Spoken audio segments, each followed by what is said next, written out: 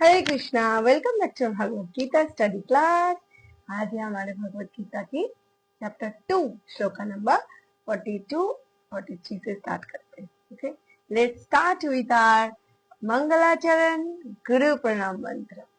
ओम अज्ञानतिमिरान्धस्य ज्ञानञ्जन शलाकया चक्षुरुन्मीलितं येन तस्मै श्रीगुरवे नमः। श्रीचैतन्यमनोभीष्टं स्थापितं येन भूतले स्वयं रूप कदा मह्यं ददाति स्वपदान्तिकम्। वन्देऽहं श्रीगुरा श्रीयुतपदकमलम् श्रीगुरून् वैष्णवांश्च श्रीरूपं साग्रजातं सहगना रघुनाथान्वितं तं सजीवं साद्वैतं सावधूतं परिजनसहितं कृष्ण चैतन्य देवं श्रीराधाकृष्णपादान् सहगना ललिता श्री विशाखान्वितांश्च। हरे Krishna. So shloka number 42 and 43 both are together actually. यामिमं पुष्पितं वाचं प्रवदन्ति विपश्चितः वेदवादरता पार्थ जन्म कर्म फलप्रदाम्। कामात्मानः सर्गोपरा जन्म कर्म फल वेदवादरता पार्थ नान्यदस्तीतिवादिनः। कामात्मानः स्वर्गपरा जन्म कर्म फलप्रदाम् क्रिया विशेष बहुलां भोगैश्वर्य गतिं प्रति।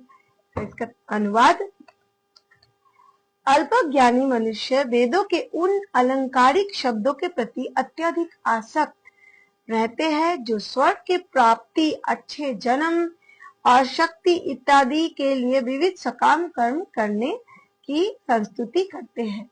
इंद्र तृप्ति तथा ऐश्वर्यमय जीवन की अभिलाषा के कारण वे कहते हैं कि इससे बढ़कर और कुछ ही नहीं है, क्योंकि उनको चाहिए अपनी इंद्र तृप्ति, इंद्रिय भोग, जो एक्चुअली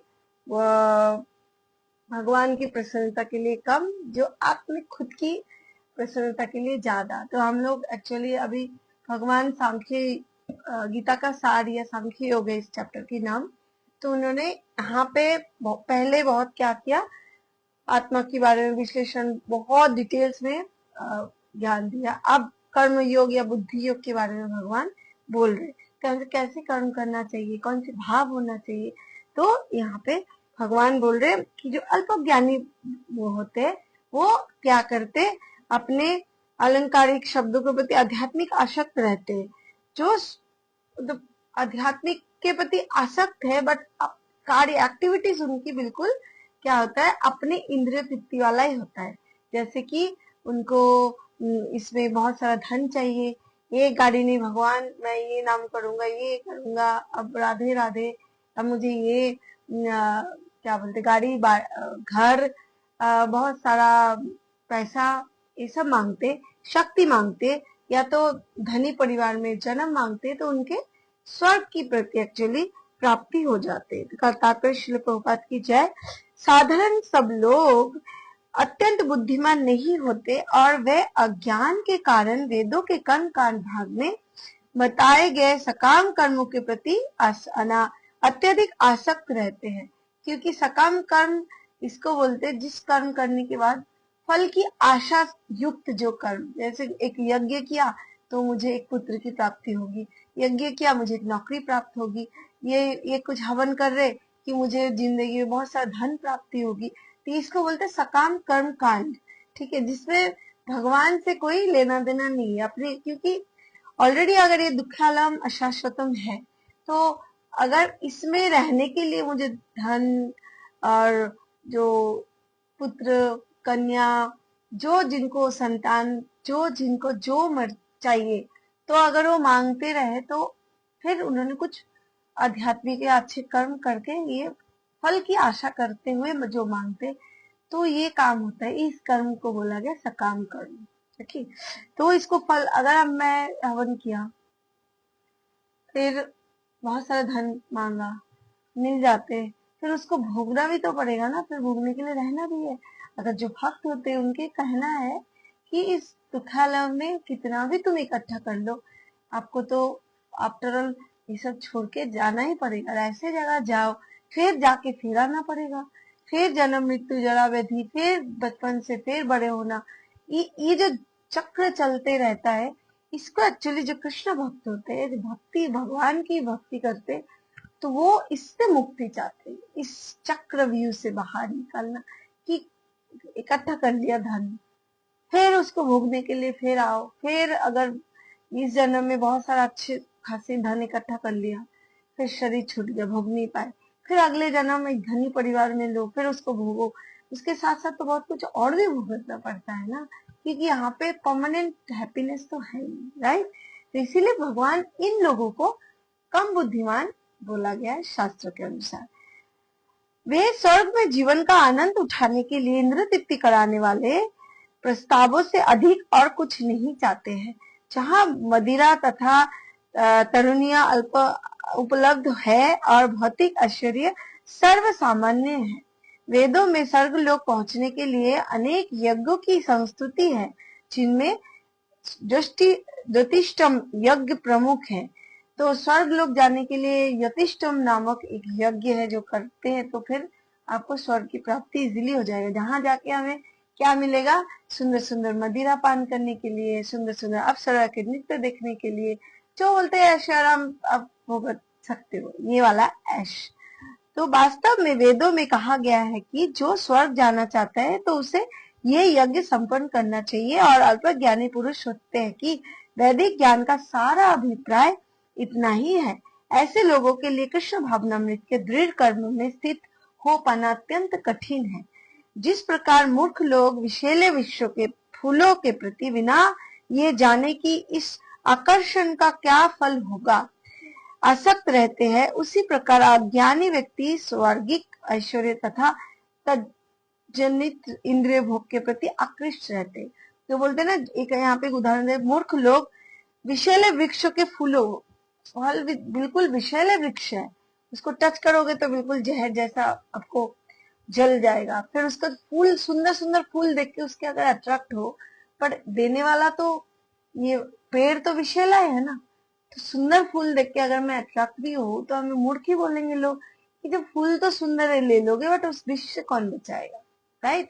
उसी तरह इस जन्म मृत्यु की सांसारिक चक्र में अगर मैं फंसी रहूं तो दुख तो भोगना ही पड़ेगा। उसके अगर कुछ टाइम सुख के लिए एक बहुत बड़ा दुख भुगतने के लिए फिर हम लोग विष जैसा वृक्ष की भांति हो जाते हैं, रेडी है। इसको एक्चुअली मूर्ख बोला गया। वेदों के कर्म कांड भाग में कहा गया है, अपाम सोमृता अभूम तथा अक्षयम वे चतुर्मास्य ज्ञान याजिना सुकृतम भवति। दूसरे शब्दों में, जो लोग चतुर्मास तप करते हैं वे अमर तथा सदा सुखी रहने के लिए सोमरस पीने की अधिकारी हो जाते हैं। यहाँ तक कि इस पृथ्वी में कुछ लोग सोमरस के लिए अत्यंत इच्छुक रहते हैं, जिससे वे बदलाव बलवान बने और इंद्र तृप्ति का मुख सुख पाने में समर्थ हो। ऐसे लोगों की भवबंधन से मुक्ति की में कोई श्रद्धा नहीं होती है और वे वैदिक यज्ञों की तड़क भड़क में विशेष आसक्त रहते हैं। वे सामान्यतः विषय होते हैं और जीवन में सार्गिक आनंद के अतिरिक्त और कुछ नहीं चाहते हैं। तो फिर क्या मांगना चाहिए भगवान से, दिस इज वेरी इंपॉर्टेंट। कि हमें कहा जाता है कि स्वर्ग में नंदन कानन नामक अनेक उद्यान है और जिनमें देवी सुंदरी स्त्रियों का संग तथा प्रचुर मात्रा में सोमरस उपलब्ध रहता है। ऐसा शारीरिक सुख निस्संदेह विषय है। अतः ये लोग वे हैं जो भौतिक जगत के स्वामी बनकर ऐसे भौतिक अस्थायी सुख के प्रति आसक्त है। क्योंकि ये चाहे कितने भी आराम सुख दे, तो फिर एक्चुअल तो नॉन परमानेंट ही है ना, परमानेंट तो नहीं है। तो इसीलिए चाहे कितना भी हम 10 साल 20 साल 100 साल, फिर से मुझे इस दुख के आगार पे आना ही पड़ेगा। तो इसीलिए भगवान इन लोगों को मूर्ख बोले या अल्पज्ञानी, क्योंकि यहाँ पे बुद्धियों की ज्ञान दे रहे भगवान। तो सर्वोत्तम बुद्धि वही होता है जो एक ही जन्म में प्रयास करके थोड़ा सा तपस्या करके भगवत धाम ही क्यों ना चले जाए और इससे जन्म मृत्यु जरा व्याधि इस चक्र से परमानेंट छुटकारा मिल जाए जहाँ जाने के बाद। और ये आध्यात्मिक जगत की जो दिव्यता है, भगवान के साथ वहां पे भगवान की सेवा में लग जाना है।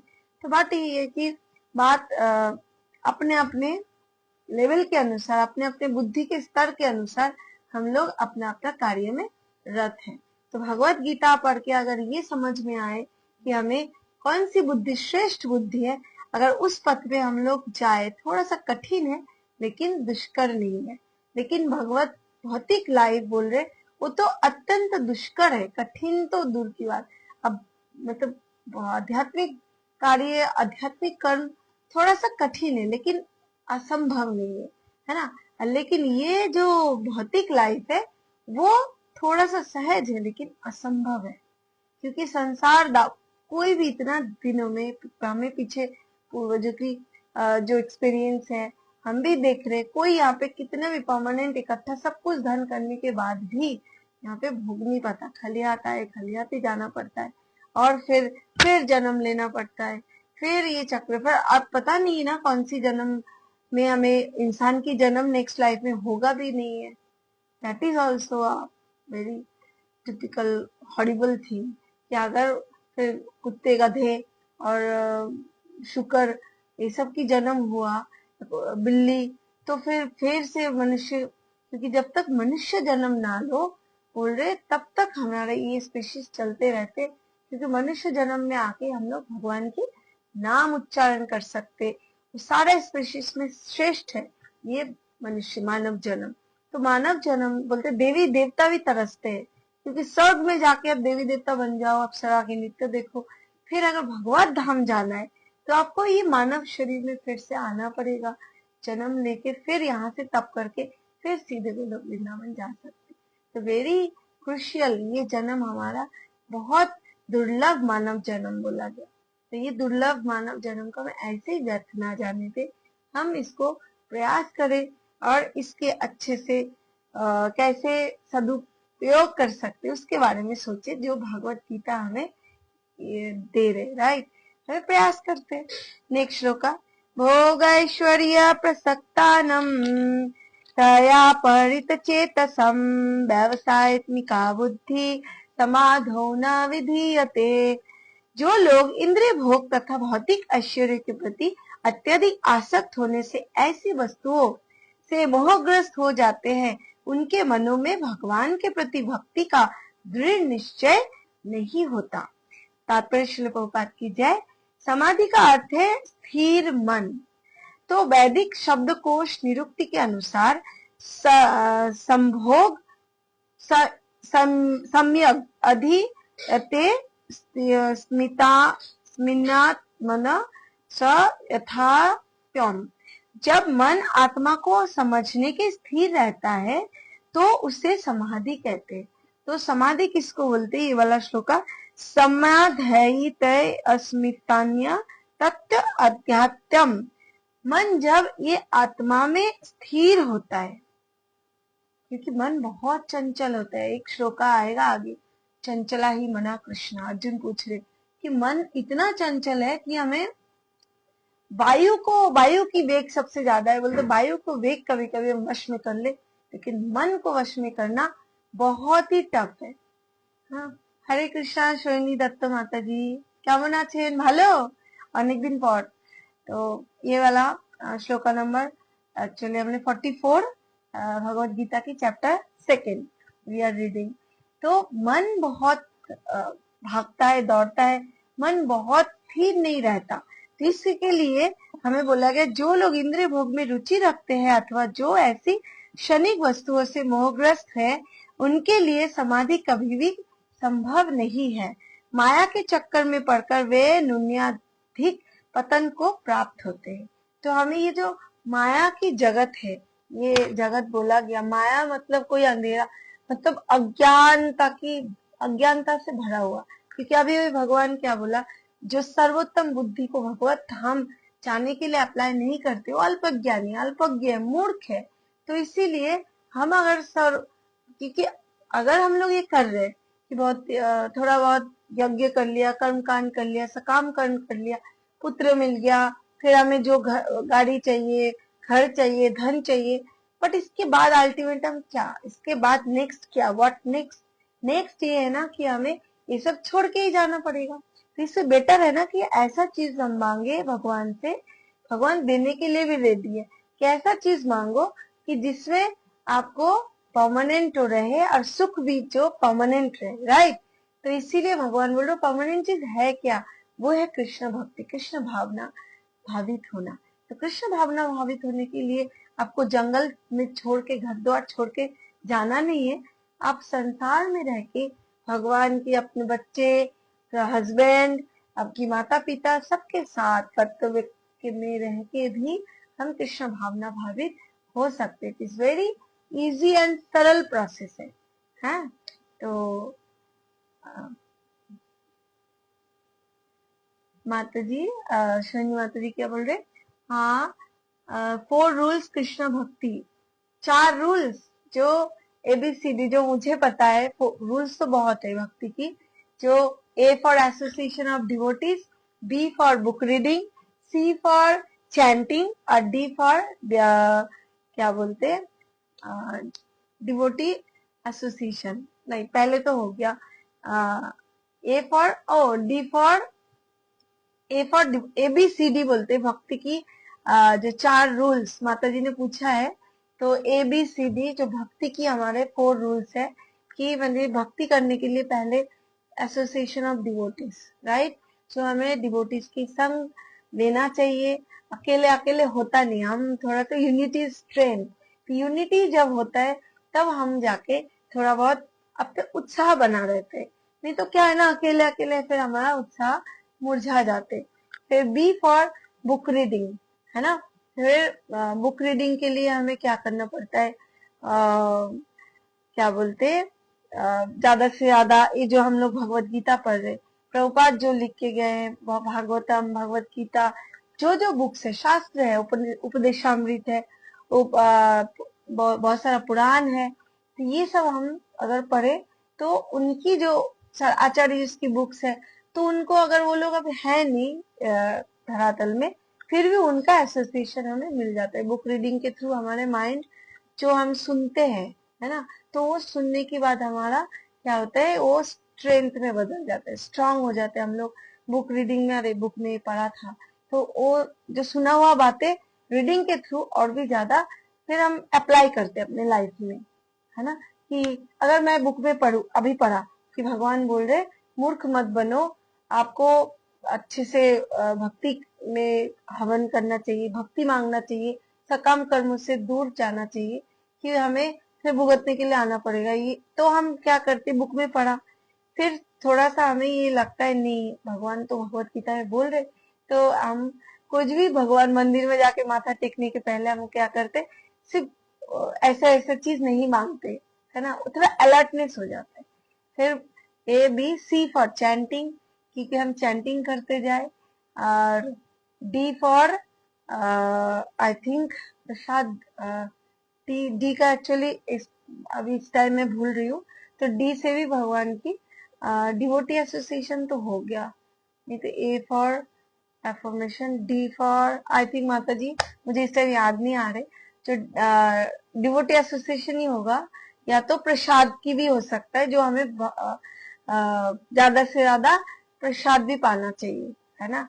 क्योंकि हमारे बोलते हैं जैसे अन्न वैसा मन, तो हमें अगर अपना मन को ठीक रखना है, क्योंकि मन बहुत भागता है, तो हमारा क्या है, हमें खाने पे कंट्रोल करना चाहिए। बोल रहे कि अगर ऐसे वैसे हम मन कितना भी डिवोटी एसोसिएशन ले ले, चैंटिंग भी कर ले, बट अगर हम लोग बाहर की, जो भक्त नहीं है, जो भक्ति में नहीं है, जो गुस्से में कुछ बना रहा हो, फिर उस बाहर की चीजें हम लोग पा रहे हो और भगवान की ऑफर ना करके, तो भगवान बोले पाप भोजन कर रहे हैं, और उसमें क्या है, हमारा कॉन्शियसनेस बिगड़ता है। फिर हम कितना भी ये तीनों पिलर्स को संभाल के रखें, फिर वो चेतना बिगड़ ही जाते। इसीलिए हमें प्रसाद सेवन की बहुत ध्यान रखना चाहिए, कि हमें ज्यादा से ज्यादा हम लोग भगवान को ऑफर करके, जो भी पा रहे हो ना, भगवान की ऑफर करके प्रसाद पाए। D for Darshan. यस, हो सकते हैं। भगवान की दर्शन के बिना हमें कोई उद्धार नहीं है, तो डेफिनेटली दर्शन हो सकते हैं। और ये तो 4 रूल्स हो गया। और जो फोर, 4 जो स्तंभ है हमारे, दया, शुचिता, है ना, वहां पे भी थोड़ा बहुत करुणा, जो 4 पिलर्स है भगवान की, मतलब जीवे दया नामे रुचि। हमें ये कलयुग का सबसे बड़ा आधार है। जीव में हर जीव के प्रति दया करो और हरि नाम के प्रति रुचि। क्योंकि हमारा क्या हो ना, आजकल डिस्ट्रैक्शंस बहुत है, क्योंकि सबके हाथ में फोन है। हम लोग चाहे कितने भी फोन में लेक्चर सुनने के लिए बैठे, स्क्रॉल हो ही जाते। फिर ऐसा कुछ जो हमारा इंस्टेंट बहुत हमें इंद्रिय तृप्ति देते, कुछ नाटक हो गया, कुछ स्टोरीज हो गए, कुछ भी जो उसकी कोई फ्रूटफुल नहीं है, पर उसमें हम अट्रैक्ट हो जाते हैं और हमारा ऐसे ही घंटा कहाँ बीत जाते हैं पता नहीं चलता। तो इसीलिए हमें थोड़ा बहुत ध्यान रखना है कि मॉर्निंग टाइम को एक्चुअली पकड़ लेना चाहिए। मॉर्निंग में सुबह में ही हमारा जो रीडिंग हो जाए, चैंटिंग हो जाए और दर्शन हो जाए, और जो भी है, जो भी हम खुद की नित्य कर्म है ना, उसको मॉर्निंग टाइम में ज्यादा से ज्यादा खींच के, जो इसका टाइम भी नहीं हो, फिर भी ये मॉर्निंग वाला टाइम पे थोड़ा सा कर ले, तो जाके दिन में तो क्योंकि डिस्ट्रैक्शन आपको है ही, फिर थोड़ा बहुत बैलेंस रहते हैं, राइट। तो इसीलिए क्योंकि मॉर्निंग टाइम साधना के टाइम है, तो माता की प्रे कीजिए कि मैं भी मॉर्निंग में थोड़ा बहुत भगवान के लिए जो भी है, हम लोग साथ साथ मॉर्निंग को पकड़े। भगवान से प्रे है कि भगवान मुझे मॉर्निंग में उठाओ। प्रभुपाद जी का इतनी रूल्स है ना। यस, यस माता जी, यही है। ज्यादा कुछ नहीं करना। आपकी सन, आपके बेटा कैसे है, क्योंकि वो भी, क्योंकि जो माँ, यू आर अ मदर, मुझे पता है आपको माँ के साथ बहुत जिम्मेदारी होते। प्रभुपाद तो बोलते एक माँ के लिए वैकुंठ चिल्ड्रन है जो हमारे साथ आते हैं, उनको ही सेवा कर लो तो ज्यादा, बहुत अगर आपको नहीं किया जाए इनफ, है ना। जब तक आपकी, क्योंकि वो आपकी लाइफ में आए, उसको देखना फर्स्ट प्रायोरिटी है। उसके अपब्रिंगिंग्स, उसको भक्ति में लाने के लिए आपको उसको लेवल में जाके करना पड़ता है। बच्चे अगर आप, हम लोग अगर बहुत सारे हो भी जाए, अगर बच्चे कृष्ण से कनेक्ट ना हो पाए, तो फिर लाइफ और भी ज्यादा खतरनाक है। क्योंकि फिर आप, हम जो जितना भी हो, हम गृहस्थ आश्रम में माँ बच्चे के प्रति हमारा लगाव होता है, फिर वो क्या करेंगे, वो बोलेंगे कि अगर भक्ति में वो ना रुचि ले रहे हो तो क्या होगा, फिर उसके प्रति तो हमारा मोह है ना, फिर उसके लिए हम ना भगवान इधर आ पाएंगे, और उसके वो एक ना बीच में फंस जाते। तो इट्स बेटर कि जिस टाइम बच्चे छोटे हैं, उस टाइम आप छोटे छोटे बच्चों के साथ भक्ति में उसको, उस एज के अकॉर्डिंग आप उसमें भक्ति में उस बच्चे को पहले आप कृष्ण से कनेक्ट करवाओ। फिर देखना आपकी लाइफ और भी इजी हो जाएगी। क्योंकि बच्चे के, छोटे छोटे बच्चे के हाथों से भोग लगवाना, बच्चे को तुलसी ऑफर करना, दिया ऑफर करना, राइट। आप मैसेज करो। यस माता जी, यस, डेफिनेटली, डेफिनेटली मैसेज कीजिए मुझे, क्योंकि मेरा भी पर्सनल एक्सपीरियंसेस है, आई विल शेयर। क्योंकि मेरे भी बच्चे अभी उस फेज से गुजर चुके हैं, थोड़ा सा बड़े हो चुके हैं, तो definitely I I will share my personal experiences with you, right. क्योंकि तो जो उस फेज से प्रैक्टिकली गुजरता है, उस बच्चे को कनेक्ट करवाने के लिए तो जाके थोड़ा बहुत उनका एक्सपीरियंस तो ज्यादा होते ही है। तो डेफिनेटली आई विल शेयर कि बच्चे को कैसे इस टाइम भक्ति में जोड़ा जाए, और बच्चे को माइंड बहुत टेंडर होते हैं, कभी फोर्स नहीं करना, बट आप करते जाओ, डेफिनेटली आपको देख के वो ऑटोमेटिकली सीख जाते हैं। बट पॉइंट इज, कभी कभी फोर्स भी करना होता है लाइट वे में, और उसकी एज अकॉर्डिंग ऐसा कुछ माहौल इसको दो कि उसके एज वाले बच्चे भी भक्ति कर रहे हो, तो उसको आपको और बोलना कि वो खुश थे कि मेरे एज का तो कोई नहीं है, हम बड़े करते हैं तो भक्ति हमारे लिए है नहीं, कभी कभी ऐसा हो जाता है। इसीलिए उसकी एज जो है, जो भी एज की बच्चे है, उसमें कहीं पे भी आसपास की, आजकल बहुत सारा क्लासेस चलते हो, इस्कॉन टेम्पल है, ऑनलाइन क्लासेस की बहुत सुविधाएं है, राइट। तो ऑनलाइन क्लासेस, जैसे हमें हरे कृष्ण संडे स्कूल है, संडे संडे फोन पे आप उस छोटे छोटे बच्चे भक्ति कर रहे वहां पे, वो it is free of cost. आपको मैं लिंक भी शेयर कर दूंगी, देन आई थिंक आपके लिए हेल्पफुल हो जाएगा, वो बच्चे फिर जुड़ जाएंगे। और ऑफलाइन आपके घर के आसपास पॉसिबल नहीं हो पा रहा है, उतने छोटे बच्चों को क्लासेस नहीं होता, तो definitely you go for online classes. Okay, thank you. आज ये 2 श्लोका हो गए, नेक्स्ट कल से फिर से इसकी आगे वाला कंटिन्यू करेंगे, श्लोका नंबर 45 से। Okay, Hare Krishna Krishna Krishna Hare Hare, Hare Ram Ram Ram Hare Hare. Thank you so much, thanks a lot for join. Hari बोल।